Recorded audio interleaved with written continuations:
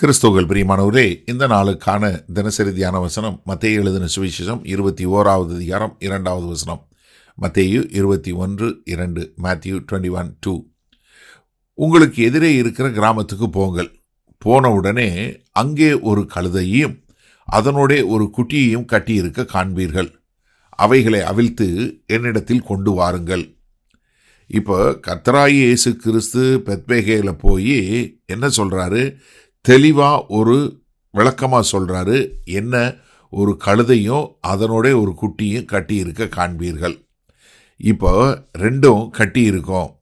நீ என்ன பண்ணுங்க, அதை எனக்கு கொண்டு வாங்க. இப்போ இதில் என்ன தெரியுதுன்னா, கர்த்தராகிய இயேசு கிறிஸ்து எல்லாவற்றையும் அறிந்தவராய் இருக்கிறார். அவர் ஏதோ தற்செயலாக ஒரு கழுதையும் ஒரு குட்டியும் பார்க்கல. அது அவரே தெரிந்தெடுத்து செய்யக்கூடிய காரியம்.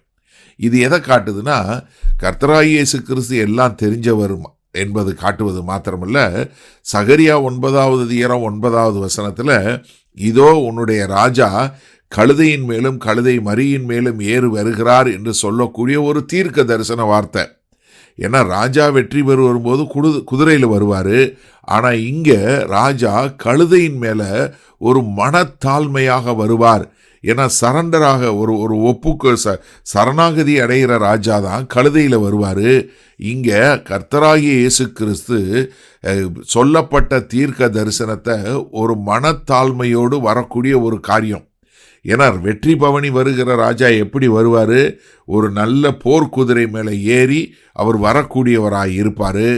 அவர் ஒரு வல்லமையாக ஒரு அழுத்தமாக வரக்கூடியவராக இருப்பார். ஆனால் இவரோ என்ன, ஒரு கழுதையின் மேலும் கழுதை மரியின் மேலும் வர, அவைகளை அவிழ்த்து என்னிடத்தில் கொண்டு வாருங்கள் அப்படின்னு தமிழில் மொழிபெயர்க்கப்பட்டிருக்கு. ஆனால் அட் ஒன்ஸ் இல்லை இமிடியேட்லி என்று சொல்லக்கூடியதாக.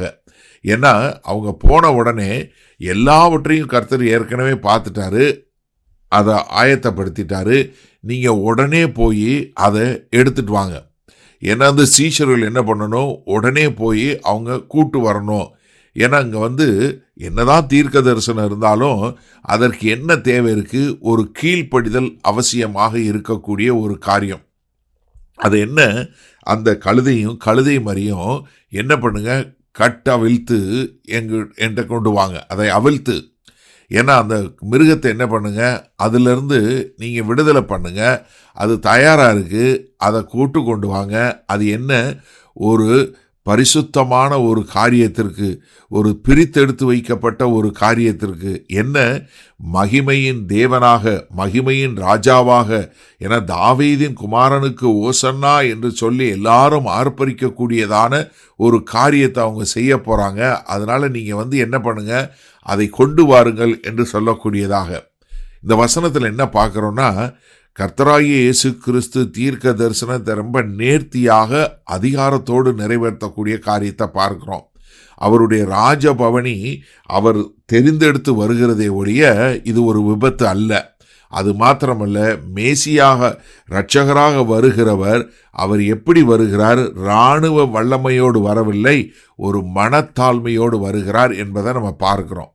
சரி, இந்த நாளில் இந்த வசனத்தை நம்ம எப்படி எடுத்துக்கொள்வது?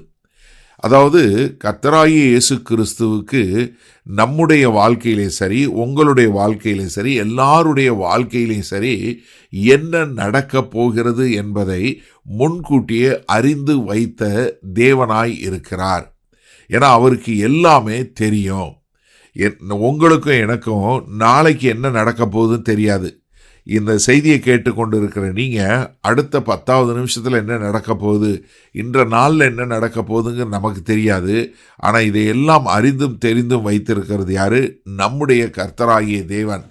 அவருக்கு எல்லாமே தெரியும். அதனால் நம்முடைய எதிர்காலம், நம்முடைய நாளை என்பது எங்கே இருக்குன்னு தெரியாது. ஆனால் நம்முடைய நாளையை யாருடைய கரத்தில் இருக்குன்னு நம்மளால் சொல்ல முடியும். அதனால தான் நம்முடைய முழுமையான நம்பிக்கையோ நம்முடைய முழுமையான விசுவாசமோ கர்த்தராகிய இயேசு கிறிஸ்துவின் மேல் இருக்க வேண்டும். ஏன்னா அவருக்கு தான் எல்லாமே தெரியும். அப்போ அவருக்கு எல்லாம் தெரிஞ்சதுன்னா அப்போ அவர் சொல்கிறத கேட்டு நம்ம கீழ்ப்படியணுமா இல்லையா? நீங்கள் நன்றாக சிந்திச்சு பாருங்கள். ஏன்னா அது என்னதான் வழக்கத்துக்கு மாறான ஒரு காரியமாக இருந்தாலும் சரி, உங்களுடைய எண்ணங்களுக்கு அப்பாற்பட்ட காரியமாக இருந்தாலும் சரி, கர்த்தர்கிட்டருந்து உங்களுக்கு ஒரு இன்ஸ்ட்ரக்ஷன் வருது, அவற்றிருந்து ஒரு காரியம் செய்யின்னு சொல்லும்போது அதை நீங்கள் செய்யணுமா இல்லையா? ஏன்னா இப்போ நீங்கள் நன்றாக சிந்திச்சு பாருங்கள், இந்த சீஷர்களுக்கு இது என்னன்னு முழுசாக தெரியாது. ஆனால் கீழ்ப்படிந்தாங்களா? கீழ்ப்படிந்தாங்க. ஆனால் அதுக்கு அப்புறம் தான் அவங்களுக்கு தெரியும் தீர்க்க தரிசனம் நிறைவேறுதுன்னு சொல்லக்கூடியதா. அப்போ எனக்கு அருமையானவர்களே, எல்லாம் தெரிஞ்ச தேவன் நமக்கு சொல்லும்போது அதற்கு இந்த சீஷர்களைப் போல கீழ்ப்படிந்து வாழக்கூடிய ஒரு வாழ்க்கை வாழ்வோமா? வல்ல பிதாவே, இந்த அருமையான நல்லக்காய் நன்றி. இதோ எங்களுக்கு என்ன நடக்கப் போகிறதுங்கிறது தெரியாது ஆண்டவரே. ஆனாலும் எல்லாம் தெரிந்த நீங்கள் சொல்லுவதை கேட்டு அதற்கு கீழ்ப்படிந்து நாங்கள் வாழ எங்களை அர்ப்பணிக்கிறோம். மீட்பெரும் இரட்சகருமாகிய இயேசு கிறிஸ்துவின் மூலம் ஜெபிக்கிறோம் வல்ல பிதாவே, ஆமேன். கர்த்தர் உங்களை ஆசீர்வதிப்பாராக. நாம் இன்று மாலை மன்னால சந்திப்போம்.